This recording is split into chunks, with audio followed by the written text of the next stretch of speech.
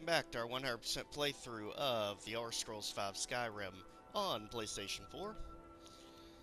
Last episode, we finally got revenge for the assassination of Kodlak, the invasion of Jorvaskr, and retrieved the shards we needed for Wuuthrad. Now, we begin Glory of the Dead with a more somber notice. Kodlak's funeral. Need supplies? See Bellathor at his store. And you seem oddly unfazed by this. Again, this is just my little shortcut I take over here from Dragon's Reach. It's easier when you have the whirlwind sprint. Who will start? Me? I'll do it. Okay. Before the ancient flame, We grieve. we grieve. We grieve. At this loss. We weep. We weep. We weep. For the fallen. We shout. We shout. And for ourselves. We take our Take leave. our leave.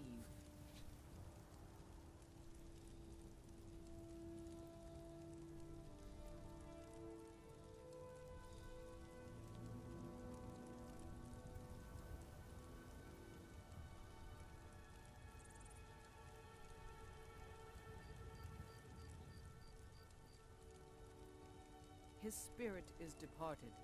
Members of the Circle, let us withdraw to the Underforge to grieve our last together. Something tells us that's not what we're Do going to you be have doing. the fragments of Wuuthrad still? Yes. I'll need to prepare them for mounting again. Absolutely. I return them with honor. Don't get too flowery on me, lad. Oh, come on. Of course, I have a small favor to ask of you. There's another piece that Kodlak always kept close to himself. Would you go to his chambers and bring it back for me? I'm not sure I'm the best one to go through his things. Be my pleasure. Thank you. I'll be here. So, certain nice gestures he doesn't like, certain nice gestures he does. Yorland, you are a fascinating man.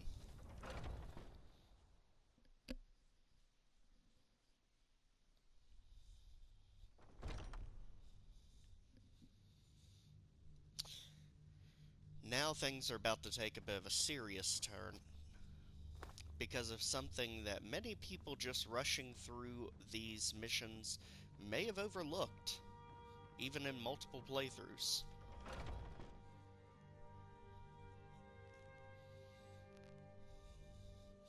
So there is something significant when we go down to go through Kodlak's things.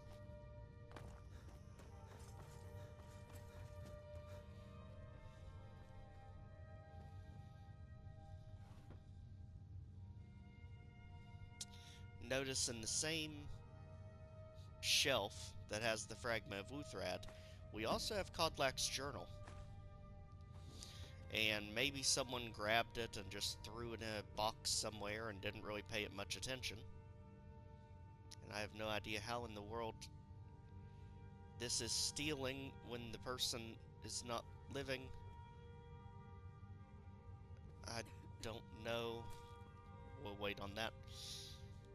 So here's the significant event. If you actually read Kodlak's journal, there's some interesting things he mentions. In my dream, I see the line of Harbingers start with Ysgramore. Each of them ascends to Sovngarde until we come to These words, I swear. Till we come to Turfig, who first turned us to the ways of the beast. He tries to enter Sovngarde, but before he can even approach, soon he is set upon by a great wolf who pulls him into the hunting grounds, where Hircine laughs with welcoming arms. Turfig seems regretful, but also eager to join Hircine after a lifetime of service as a beast. Then I see every next Harbinger turn away from Sovngarde and enter the hunting grounds of their own accord, until it comes to me, and I see great soon, on the misty horizon, beckoning me. It appears I have a choice, and then at my side a stranger I had not seen before. As I look into his eyes, we turn to see the same wolf who dragged away Turfig, and he and I draw weapons together. I realize this is only a dream, but a strong enough dream to inspire a man like me to take to writing, so it must be of some import. I've spoken of my thoughts to his circle, withholding the part about the stranger, lest Skjor worry. I will no longer seek his counsel, and I was not surprised to see them torn by it. Skjor and Ayla are strong in the ways of the beast, and even seem to suggest that the hunting grounds would be their choice of afterlife. If it were truly a choice, Vilkas seemed most troubled. The boy is as fierce as a saber cat in battle, but his heart fire burns too brightly at times. He felt deceived, and I don't blame him. Farkas didn't know what to think, but I believe he'll come around with me and his brother eventually. He usually does. I don't know what to do about Skjor and Ayla. I know they respect the companions, and me, but they take to the blood more deeply than the rest of us. Fortune smiles upon us yesterday. Vilkas was telling me how difficult it had been for him to give up his transformations until we can pursue a true cure. The twins and I have chosen not to give in to the beast blood. For me, it's provided a clearer head, but Vilkas seems to be suffering a bit for it. Farkas seems completely untroubled. That boy continues to amaze with his fortitude. While Vilkas was confiding through the shadows of Jorvaskr, I saw a newcomer approach, who wished to join our numbers. It was the stranger from my dream, the one who would stand with me against the beast. Vilkas began speaking obliquely, not wishing to air our problems in front of our guest, and I had to be doubly cautious to not reveal anything of our secrets to the newcomer, while also not revealing the details of my dream to Vilkas. I don't know how the politicians deal with these sorts of machinations daily. In any case, I sent Vilkas to test the newcomer. We'll see if he is truly the great warrior I dreamt of. This newcomer, it seems, is made of decent stock. He calls himself Joe, aka insert player name, and has already impressed some of the circle with his mettle. I still keep my own counsel on his place in my dream. For now, let's see what kind of destiny he is carving before hitching to him. In the meanwhile, I look for ways of cleansing my blood. The writings and legends on the subject are sparse and contradictory. I don't wish to engage any wizardry on this matter, but I fear they may be the only ones who best know how to navigate these worlds of knowledge. It's apparent to me now that Turfig's choice to turn us was indeed a mistake. Magics and their ilk are not in keeping with the spirit of the companions. We face our problems directly, without the needs of such trickery. I can only hope to guide us back to a true path of Ysgramore before the rot takes me. Insert player name here continues to impress. I don't know yet where he'll stand on the question of the blood, but the question has not been presented yet. He does know that we carry the beast blood, and appears curious about it. Soon enough, I can explain our troubles, and hopefully see what role he'll play. I'm amazed that Ayla thinks she can keep a secret among this drunken rabble, especially with the loss of Skjor. My heart aches. Emotions are fraying, and the walls of discretion are the first to fall. Apparently she, and insert player name here, are waging their own separate war against the Silver Hand, and retaliation for Skjor's death. Their hearts are noble, but the course of vengeance is running hot, and I fear counterstroke that what may come if they do not rein in their fury. Insert player name. Shows valor. Through even in this more underhanded time, we have not had cause to speak much, and that is something I deeply regret. I have high hopes for his destiny, as I realize that this appearance in my dream may indeed mark him as the harbinger to succeed me.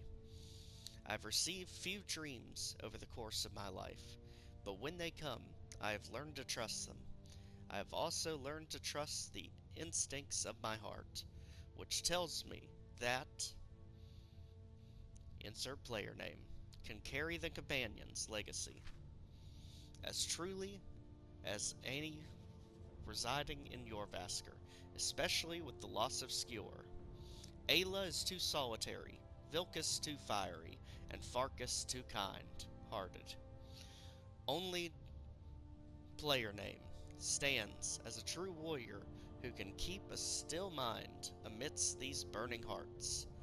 I will not speak to him of any of this, though it is too much to burden another with. My hope is that he and I can keep counsel over the coming years, that I can impart the wisdom of the Harbingers, all things in time. Firstly, I will seek his assistance in the matter of the witches of Ysgramore. It would appear that our path to the cure is not without some poetic justice of the tricksters who first cursed us.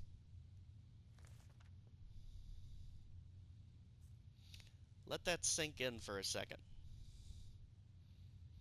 Many people, I'm sure, when they get to the journal, maybe they'll fast flip through it, maybe they'll look at it, see it's a few pages long, and just not be interested.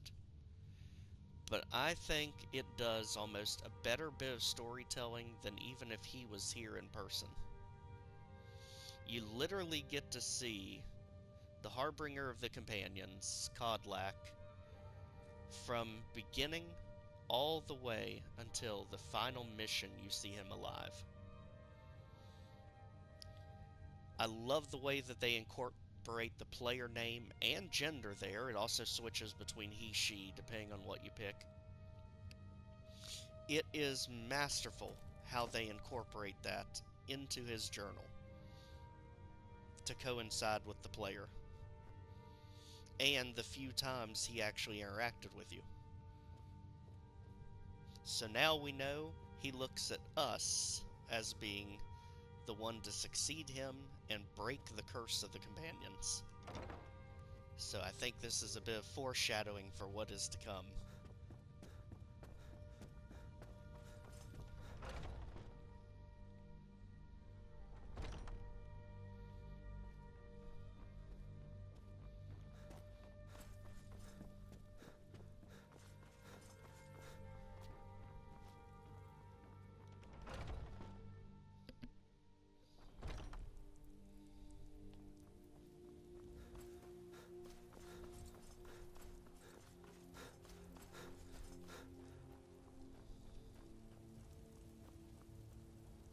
Well, where'd you go, Yorland? He weighed the fragments and he done went to bed on us, I think. Yorland.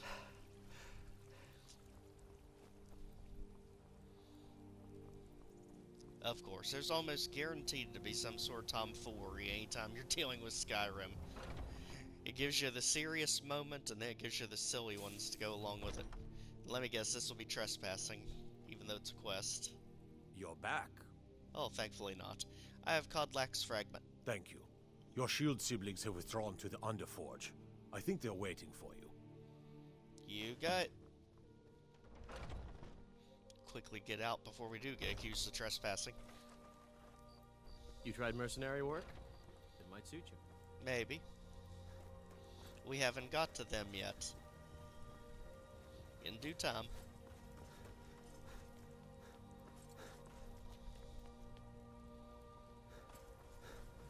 to the Underforge. The old man had one wish before he died, and he didn't get it. It's as simple as that. Being Moonborn is not so much of a curse as you might think, Vilcus. That's fine for you, but he wanted to be clean. He wanted to meet Ysgramore and know the glories of Sovngarde. But all that was taken from him. And you avenged him. Kodlak did not care for vengeance. No, Farkas, he didn't. And that's not what this is about. We should be honoring Kodlak, no matter our own thoughts on the blood. You're right. It's what he wanted, and he deserved to have it. Kodlak used to speak of a way to cleanse his soul, even in death. You know the legends of the Tomb of Ysgramor. There, the souls of the Harbingers will heed the call of Northern Steel. We can't even enter the tomb without Wuuthrad, and it's in pieces like it has been for 1,000 years. And dragons were just stories, and the elves once ruled Skyrim. Just because something is, doesn't mean it must be. The blade is a weapon, a tool. Tools are meant to be broken and repaired. Is that... Did you repair the blade? This is the first time I've had all the pieces, thanks to our shield brother here. The flames of a hero can reforge the shattered. The flames of Kodlak shall fuel the rebirth of Wuuthrad, and now it will take you to meet him once more. As the one who bore the fragments, I think you should be the one to carry Wuuthrad into battle. The rest of you, prepare to journey to the Tomb of Ysgramor, for Kodlak. For Kodlak. So, if you read the journal, like we just did a minute or two ago, you actually could see everything that was about to happen in this quest coming. And wouldn't have been too surprised by it. Now, we're not really focusing on hand-to-hand combat too much, since this is our mage build. But, for now, it is the best two-handed weapon we have. And it does make me nervous how in the world we are an elf and we're using a weapon that is especially deadly to elves. The irony is not lost on me. But it is hilarious. For Kodlak.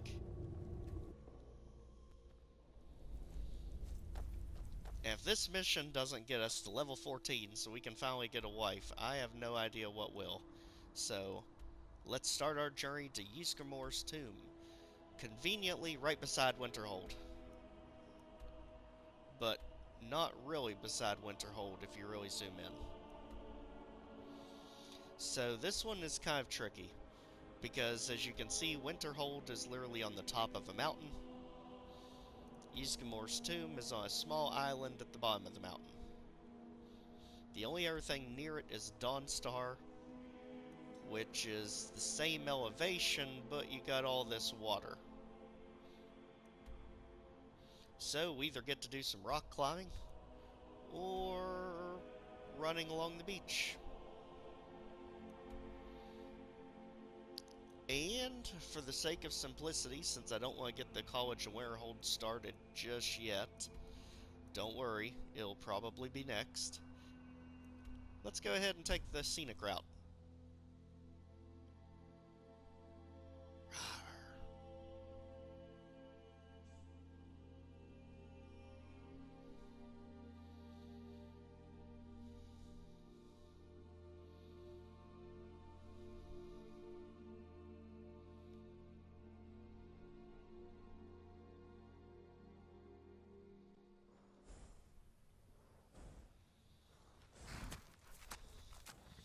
A scenic route with our horse, of course. Okay, hold on. Something rare's actually happened here for once. So, this is the Khajiit Caravan. And it can spawn in multiple locations all across Skyrim. It can spawn here, it can spawn just outside of Solitude, it can spawn just outside of Whiterun, and there may be one or two more areas. They basically are traveling merchants, and whenever you see them, you absolutely want to stop and see what they have going on, because they typically sell extremely good merchandise. However, there is one little exploit that you can take advantage of, and sadly, it's not a cheat. It's literally been in the game since the game came out. In all 3 locations that they show up in, again, there may be 1 or 2 more, there's also a hidden chest that goes along with them. Who do you think we're threatening with our And what you twice can as do hard now is that you can that go fat-headed to the lady hidden declared chest war? and literally take everything out of their shop's inventory for free. No. Obviously, this will make you criminally overweight, Going to crush him. but at the same time, can give you a ton of good things to enchant and disenchant. And you can see in Dawnstar, the chest is right beside the mine, just to the left of it, right in here by the rocks. Right there. We saw it. Somewhere.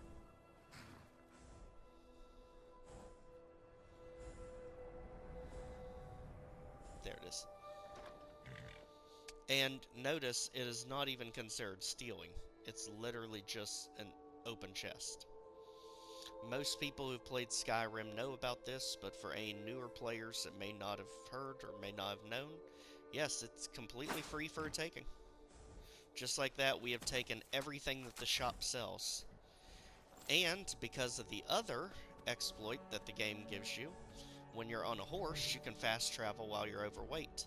So let's take all this stuff and head back to our home we just acquired, Hendraheim, which I still to this moment have no idea where it is. Somewhere near Falkreath. Okay, so it's the boat-looking thing. Gotcha. And again, we're able to do this because the game, for some reason, does not care about weight when you're on a horse. So you can literally be 1,000 pounds, get on a horse, and fast travel anywhere you want to go.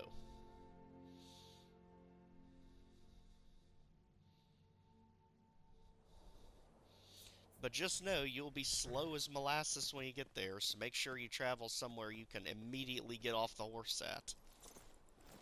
Like our house is perfect. Ugh.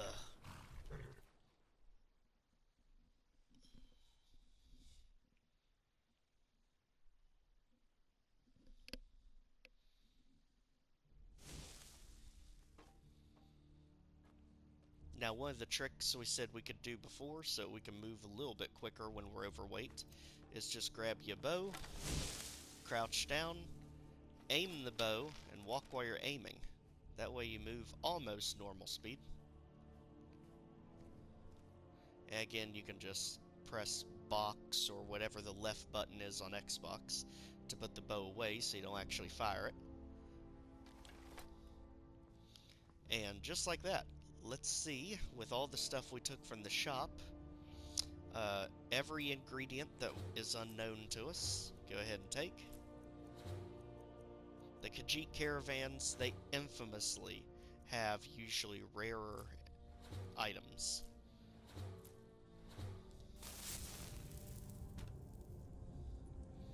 Yeah, one of the items we got had a paralysis effect, so we fell over paralyzed for a second. Now we're okay.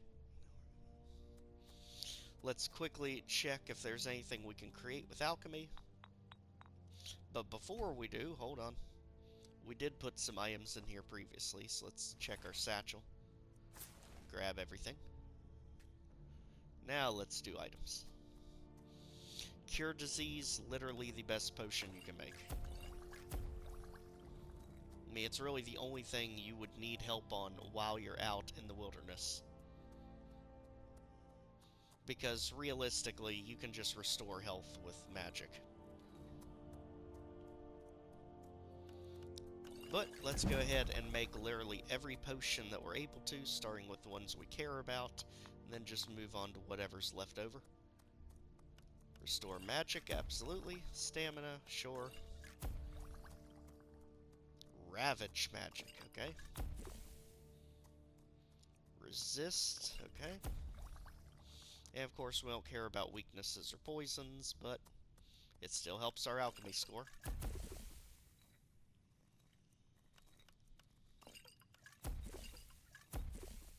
And just like that, go ahead and start throwing random things together. And like you saw there, you might end up discovering a new formula. Same thing again, just throw some random things together. Looks like we discovered something else. Nothing there. And notice, because it failed with the salt pile, you can't select salt anymore. We discovered something else. Oh good, we can get a bunch of potions out of that one. And that fails. Okay. So now we've literally created every potion we possibly can. Just throw everything else back in the satchel. That way we don't have to carry the weight. And let's check if there's anything we can disenchant, since surely we got some enchanted items. So, Bow of Burning. Sure. Extra fire damage, always good. Magic damage, sure. I mean, at this point, if we don't have the enchantment, go ahead and get it. Unless it's something that's just too good to disenchant. Magic resistance, absolutely. Like this one we want to leave, because if we try and enchant anything with that enchantment, because our enchantment score is so low, we won't get 30 points. So that's actually best left alone. Carrying capacity increased. This is a tough one. Because we absolutely want this enchantment, but we almost would rather have the item equipped. So I think we're going to wait until we get a second item that has that enchantment. Two-handed attacks do more damage. Well, we were given Wuuthrad. So this sounds like a recipe for success. Let's go ahead and check this out. So since we have Wuuthrad now, the two-handed weapon for this mission, let's go ahead and put the arm pieces on that increase our two-handed damage. Wherever it was. You can tell our inventory is getting way too clogged up now. So there's for the carrying capacity. Notice our armor rating goes down by 1. That's okay. It barely dropped. Now this one drops it a bit more, but it does let us do way more damage. So for now is okay in my book. And now we just need a chest to drop off all this weapons and armor for now. We'll worry about selling it later. And let's preferably do it near the door so we don't have very far to walk while we're overweight.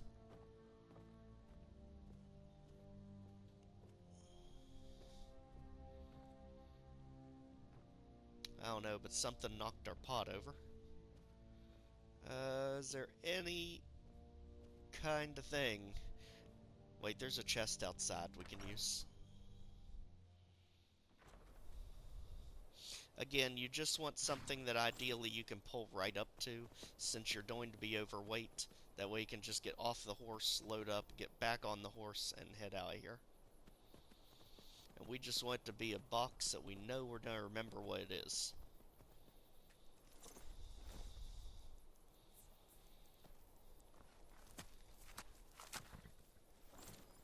We can get even closer. Come on, Lucy. Because it looks like there is a bag, yep, right here at your own stable. So that way we can hop off, and we're right there. We can just grab it. So whatever's in there, it's out, and let's throw everything away that we're not going to use.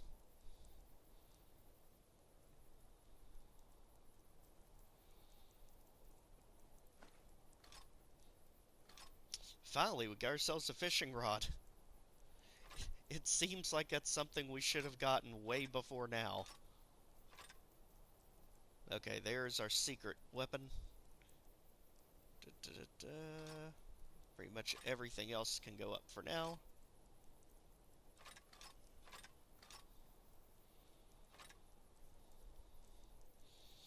And we're now back in weight, but don't worry, there's more. Because none of this stuff we need. I mean, we already have a backpack on.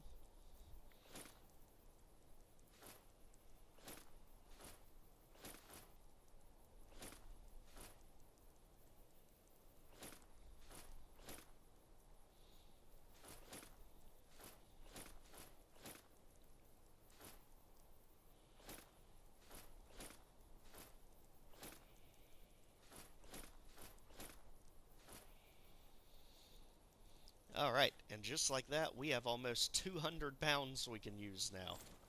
So, back on the horse, and let's get back to our destination. But you know what? Because we got sidetracked with that, let's not take the scenic route anymore. Let's just jump off a mountain.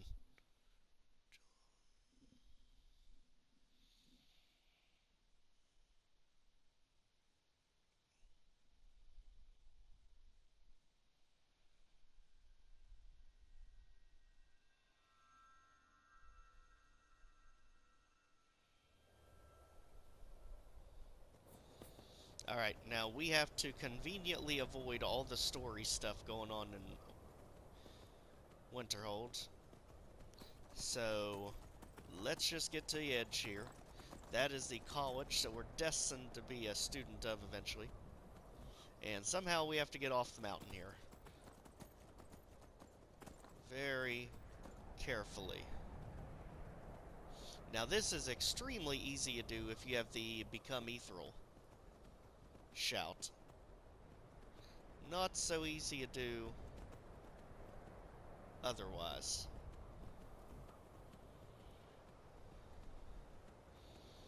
And again, do not try this with an actual horse. They are broken as crap in Skyrim when it comes to climbing up and down impossibly tall mountains. It just amazes me what they can pull off. So this is our island, and the Tomb of Ysgramor is in the back. Again, this is why I do this quest before waking the dragons up, because you almost always get attacked by one, if not two dragons here, trying to get to this tomb. Because one usually attacks Winterhold, the other one attacks this island.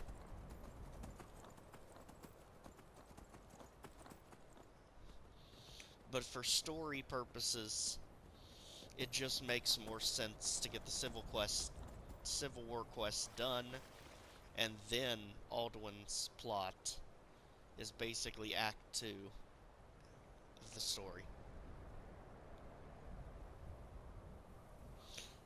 Because let's be honest, if this really was Sweden, Norway, as it's based on, and an attack like this and a revolt like this did come up, the police would put it down almost immediately.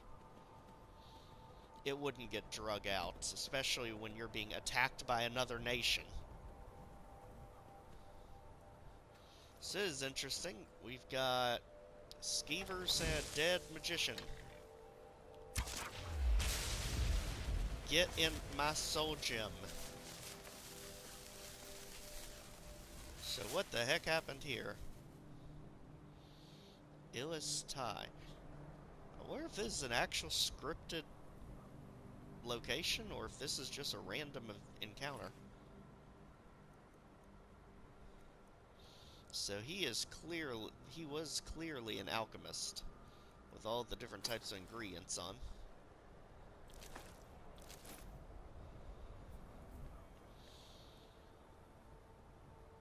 And he was worshipping at the Shrine of Talus. Which, let's be honest, for us, it will make sure our diseases are cured. And he was definitely doing experiments on skeevers. Read Breathing Water, because that looks like a skill book. Yep, alteration. Increased. So, whatever experiments he was doing with the rats, Seems like it backfired when his gate got opened up on him.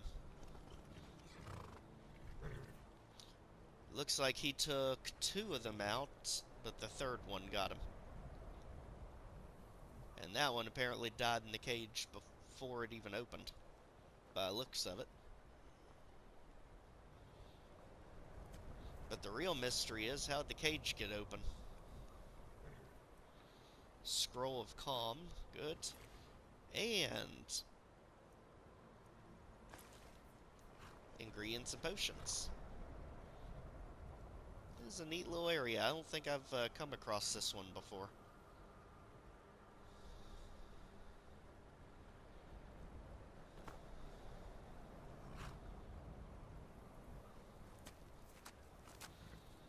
It's also interesting that they literally hide the Shrine of Talos on the back of an inhospitable iceberg. And that is some dedicated Talos worship to make sure that Thalmor don't find out.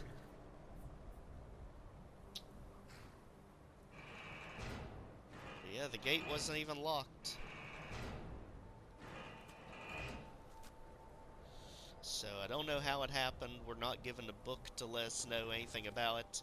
All we can assume is he needed some rats to experiment on, and they all basically bum-rushed him after one had died in the cage.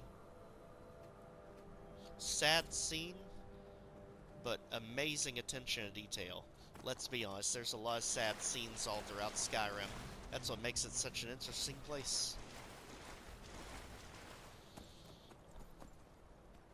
And just like that, when we get to the back side of the mountain here, right up here... Oh, Lucy, you have literally climbed mountains. How is this tripping you up? Right here is Ysgramore's tomb. And this is what we will give its own dedicated time and attention to, because in next episode, we tackle the main penultimate quest of the companions. Until then, take care everyone. Have a great rest of the day. We'll see ya.